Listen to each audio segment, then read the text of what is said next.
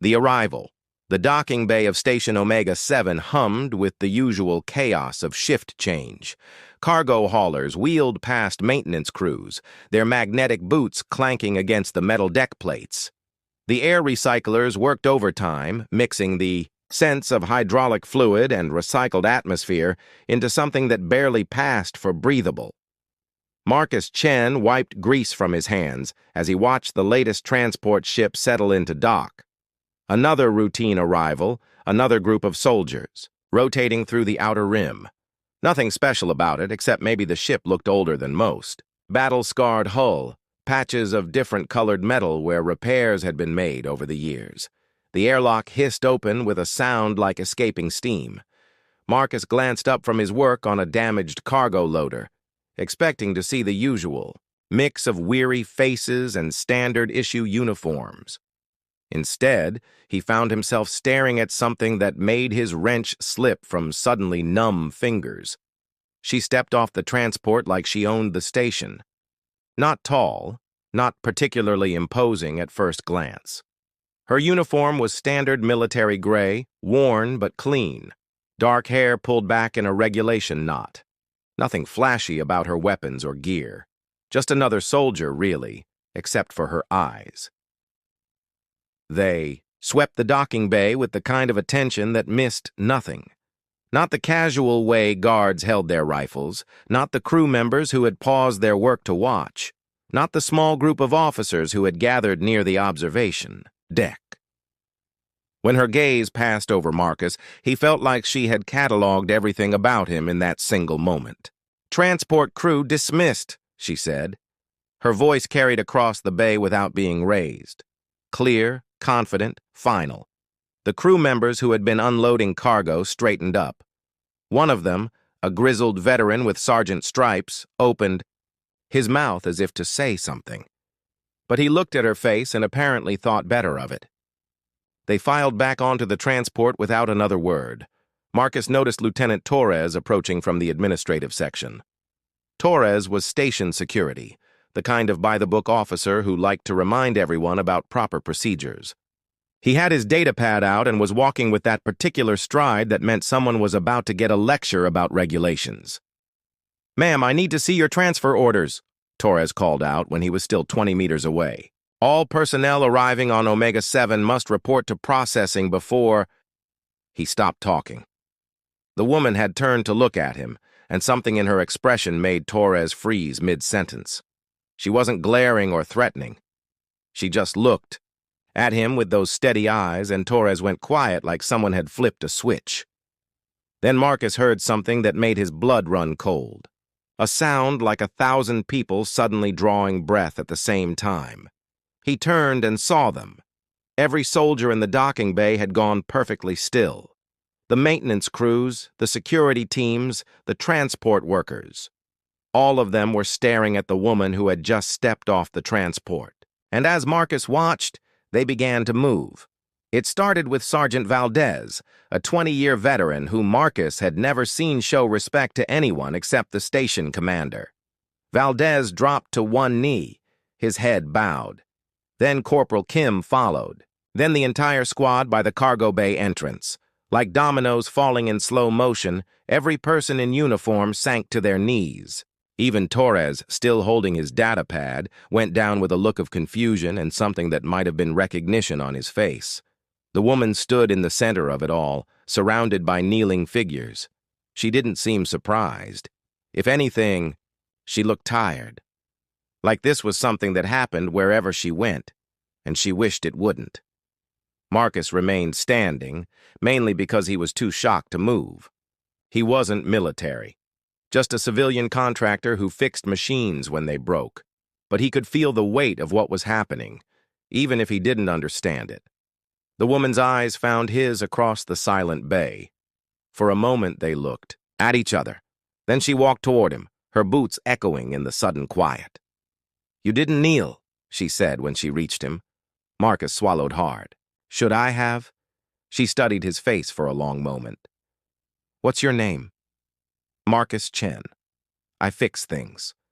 "Well, Marcus Chen who fixes things," she said, and there was something almost like a smile in her voice. "I think we need to talk." The recognition, the woman who had brought an entire docking bay to its knees, sat across from Marcus in the station's small civilian cafeteria. She had ordered coffee, black, and hadn't touched it. Marcus clutched his own cup like a lifeline, trying to understand what had just happened. "My name is Captain Diana Vasquez," she said simply, "though most people know me by other names." Marcus waited for her to elaborate. When she didn't, he cleared his throat. "Other names? The Ghost of Kepler Station, the Butcher of the Void, the woman who held the line at Proxima." She said these titles like they left a bad taste in her mouth. Media loves dramatic names. The names hit Marcus like physical blows. Everyone in human space knew those stories, even civilian contractors who preferred fixing machines to following the news. Kepler Station, where a single human had held off an entire alien fleet for 6 hours while evacuations took place. Proxima, Centauri, where the tide of war had turned in humanity's favor. "You're her," he breathed. "You're actually her." Diana's jaw tightened. "I'm a soldier who did what needed doing. Nothing more." "Nothing more?" Marcus almost laughed, but the sound died when he saw her expression. "You saved millions of people. The battle at Kepler alone." "Kepler was a nightmare that lasted 6 hours and cost me half my crew," Diana cut him off. "Proxima was worse. Those aren't victories to celebrate, Marcus. They're scars that won't heal." Marcus leaned back in his chair, studying her face. He could see it now, the weight she carried. The way her shoulders never quite relaxed. The way her eyes constantly tracked movement around them. This wasn't just a famous war hero. This was someone who had paid a price most people couldn't imagine. "Why are you here?" he asked. "Omega-7 is just a supply station. Nothing important happens here." "That's exactly why I'm here." Diana finally picked up her coffee, though she still didn't drink it. "I requested transfer to the quietest posting I could find, somewhere I could just be another soldier for a while. Doesn't look like that's working out." She gave him a look that might have been amusement. "No, it never does." The cafeteria door chimed, and Lieutenant Torres entered. He had composed himself since the incident in the docking bay, but Marcus could see the tension in his posture. Torres approached their table with the careful steps of someone walking through a minefield. "Captain Vasquez," Torres said, standing at attention, "I apologize for the earlier confusion. Your records have been verified. Station Commander Kellerman requests the honor of your presence at dinner tonight." Diana didn't look up from her coffee. "Declined." Torres blinked. "Ma'am?" "I said declined, Lieutenant. Please give Commander Kellerman my regrets." "But, ma'am, protocol requires—" Diana's eyes flicked up to meet Torres's, and the lieutenant went quiet instantly. "Protocol requires that I report to my assigned duties, which I have done. It does not require me to attend social functions. Is that understood?" "Yes, ma'am. Perfectly clear, ma'am." After Torres left, Marcus shook his head. "Do you enjoy making people nervous?" "I don't try to."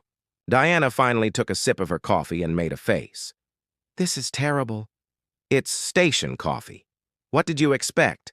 Hope springs eternal." She set the cup down. "Tell me about yourself, Marcus. How does a civilian end up on a military station?" "Contract. Work. I specialize in older systems, the kind of stuff that breaks down in ways the newer techs don't understand. Omega-7 has a lot of aging equipment." Marcus gestured around them. "Plus, the pay is good and nobody bothers me much." "Nobody bothers you much," Diana repeated thoughtfully. "That sounds appealing."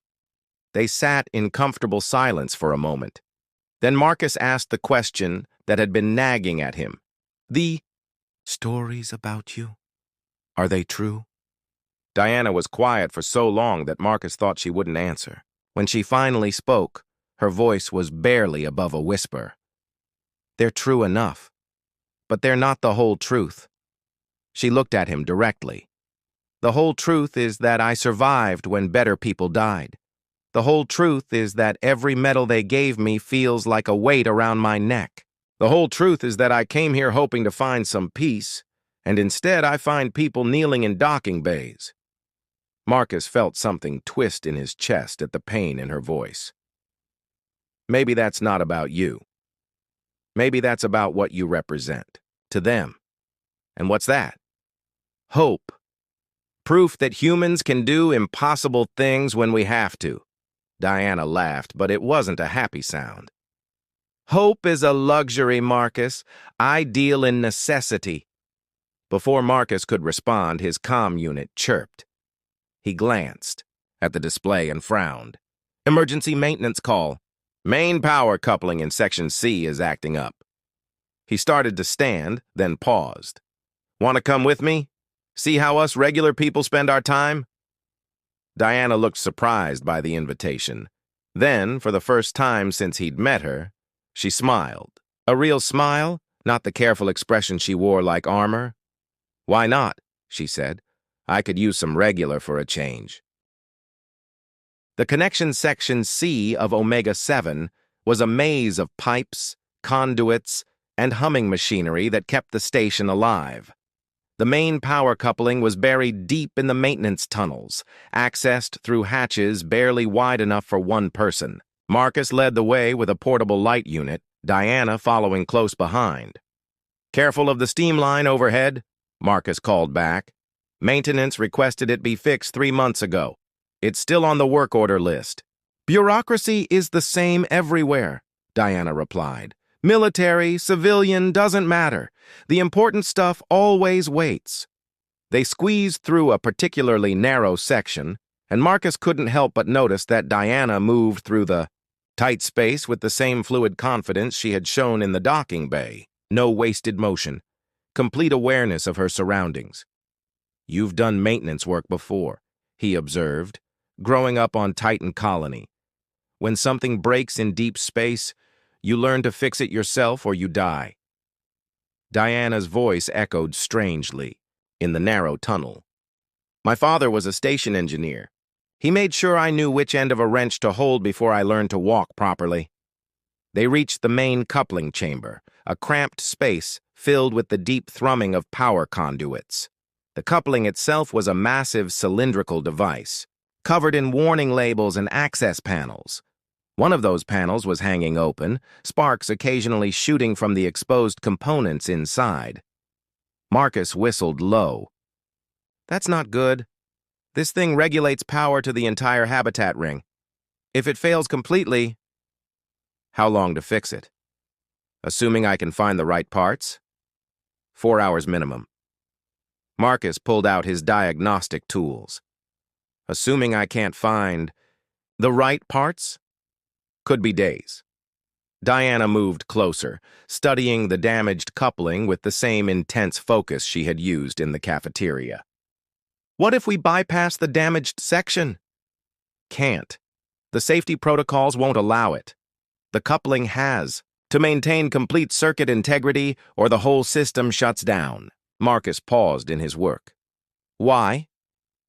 Because I'm reading 3 more emergency signals on my comm unit, all power-related, all happening at the same time. Diana's expression had shifted back to the alert intensity Marcus had seen in the docking bay. This isn't random equipment failure. Marcus felt a chill that had nothing to do with the recycled air. Sabotage? That would be my guess. Diana was already moving toward the tunnel entrance. How many people have access to these systems? Maintenance. Crews. Some security personnel. Senior officers. Marcus gathered his tools quickly. But the coupling systems are isolated from main computers. Someone would need physical access to each location. They made their way back through the tunnels much faster than they had come. Diana moved with purpose now, and Marcus found himself struggling to keep up. Whatever was happening, she had shifted into a different mode entirely. There, Diana said as they emerged into the main corridor. She pointed to a maintenance access panel about 50 meters away. A figure in standard coveralls was just closing the panel and walking away quickly. "Hey!" Marcus called out. "That section is restricted." The figure broke into a run. Diana moved like liquid lightning. She covered the distance to the fleeing saboteur in seconds, her boots silent on the deck plating. Marcus saw her reach out, saw the runner stumble and go down hard. By the time Marcus caught up, Diana had the saboteur face down with one arm twisted behind his back. The man was wearing maintenance coveralls, but Marcus didn't recognize him. "I'm not talking to some washed-up hero," the saboteur spat. "You're finished, Vasquez. Everyone knows it. They just haven't worked up the courage to tell you yet." Diana's grip tightened, and the man gasped in pain. "Who sent you?" "Someone who knows what you really are. A killer who got lucky. Nothing special." Marcus was about to call station security when Diana's comm unit crackled to life. All hands. This is Commander Kellerman. We have multiple critical system failures throughout the station. All personnel report to emergency stations immediately." Diana looked up at Marcus. "How long until life support fails if the power couplings go down?" Marcus did the math in his head and felt his stomach drop. "Maybe 6 hours. Less if the backup. Generators can't handle the load." Diana hauled the saboteur to his feet with one smooth motion. "Then we'd better work fast." "What's the plan?" "You fix the systems. I find out who's behind this." Diana's voice had taken on the steel edge that Marcus was beginning to recognize. "And Marcus, keep your comm open. If I'm right about what's happening here, this is just the beginning." As if summoned by her words, the station's emergency klaxons began to wail. Red lights flashed in the corridors, and Marcus could hear running feet and shouted orders echoing from multiple directions. Diana pushed the saboteur toward the nearest security checkpoint, but her eyes were on Marcus.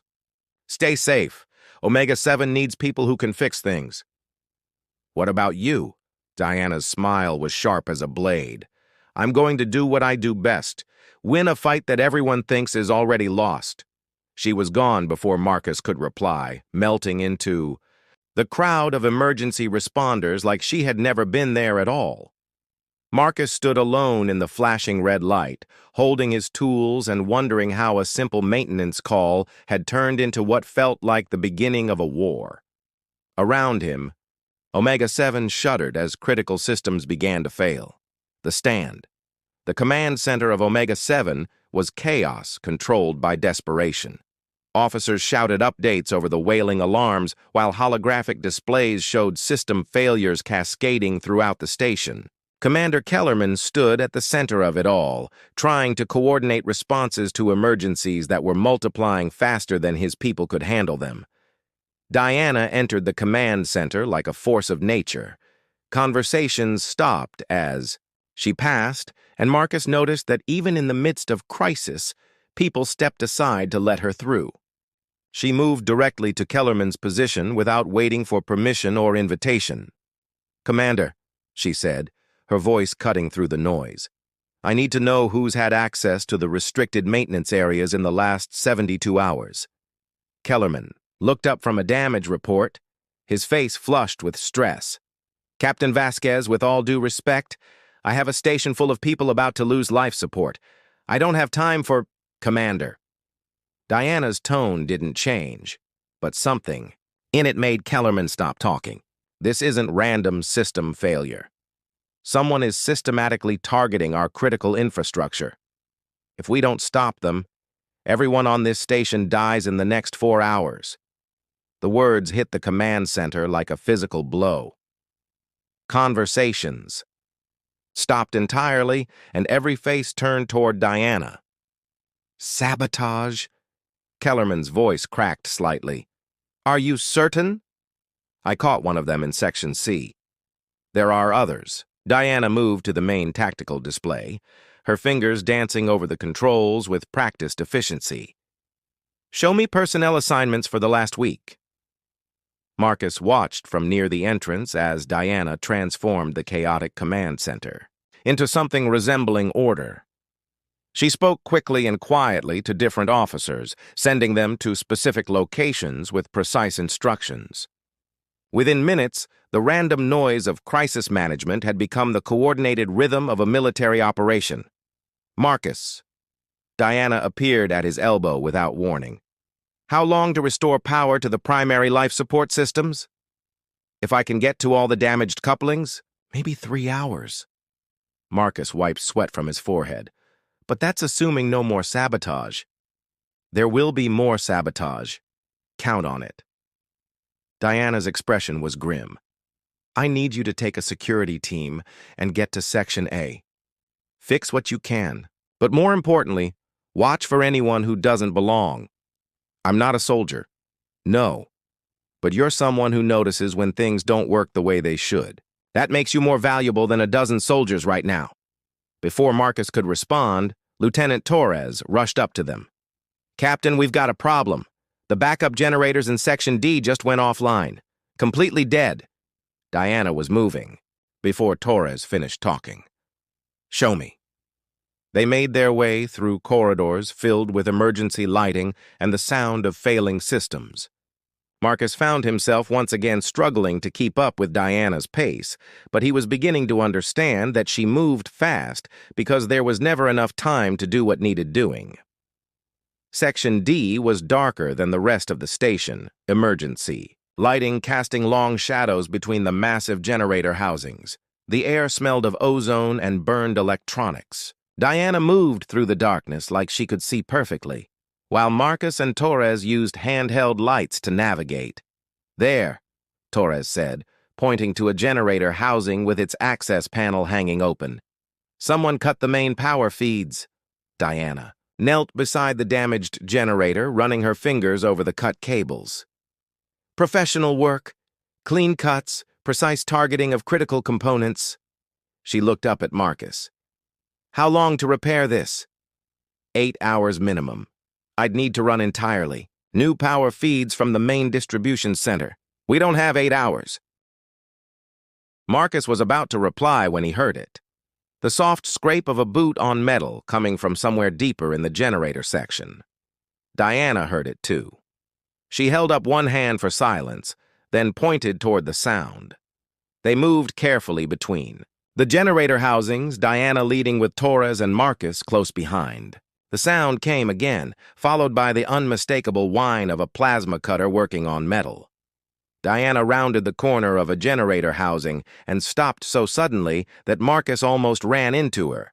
Ahead of them, barely visible in the emergency lighting, a figure in maintenance coveralls was methodically destroying the control systems for the section's remaining generators.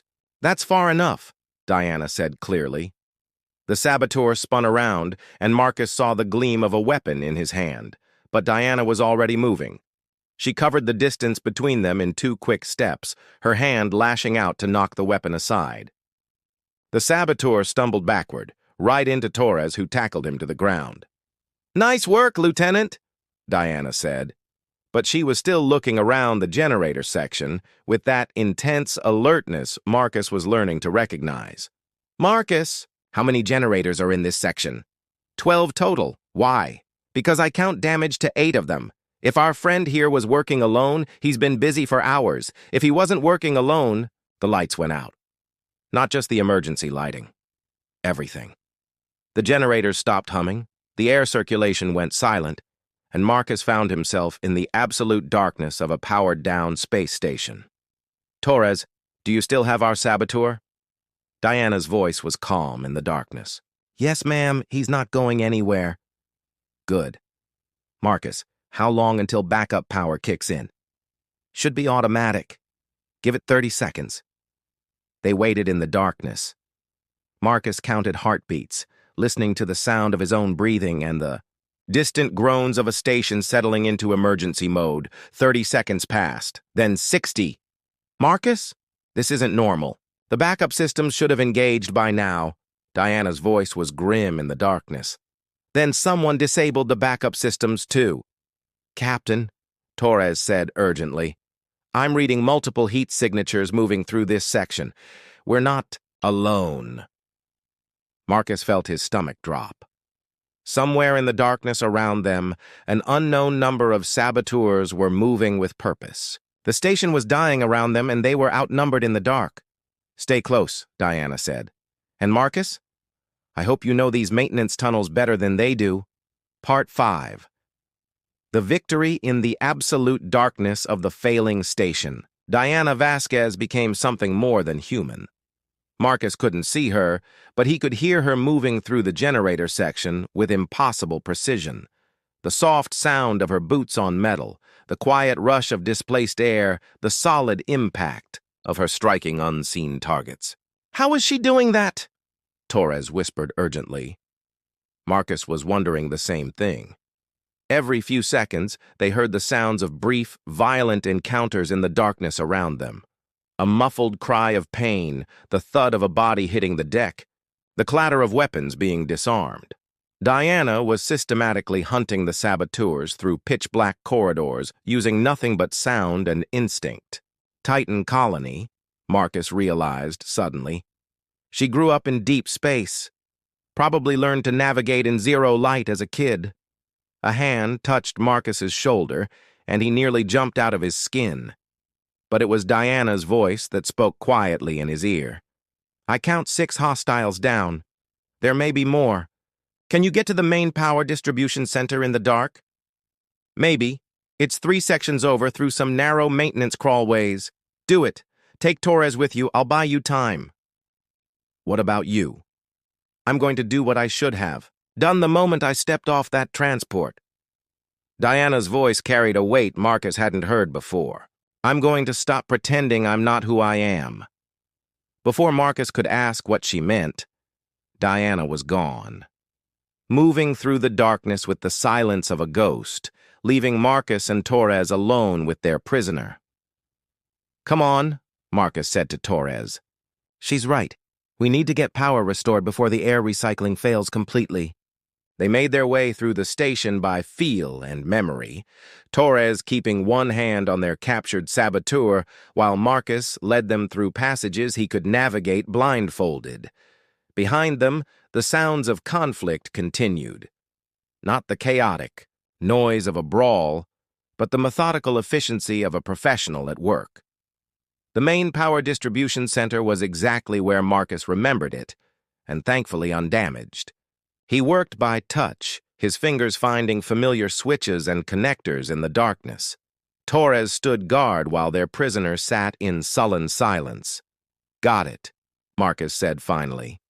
Emergency lighting flickered on throughout the section, casting everything in dim red illumination. "That should restore minimal power to life support and basic systems." Torres activated his comm unit. All stations. This is Lieutenant Torres. Emergency power has been restored to sections A through F. Report status immediately." The responses came back quickly. System failures contained. Saboteurs neutralized. Medical teams responding to casualties. Slowly, the chaos was coming under control. "Captain Vasquez," Torres called into his comm. "Please respond." Silence. Marcus felt his chest tighten. "Where is she?" They made their way back toward the generator section, leaving their prisoner with a security team that had finally arrived. The emergency lighting made navigation easier, but Marcus found himself worried about what they might find. They found Diana in the central corridor of Section D, sitting against a wall with her eyes closed. She was breathing hard, and Marcus could see tear in her uniform and a cut on her forehead that was bleeding freely. "Diana!" Marcus rushed to her side. "Are you hurt?" She opened her silver eyes and looked at him with something that might have been surprise. "You called me Diana. Are you hurt?" he repeated. "Nothing serious, just tired." She accepted his help getting to her feet. "How many?" 12 saboteurs total, Torres reported. "All neutralized. Station systems coming back online across the board.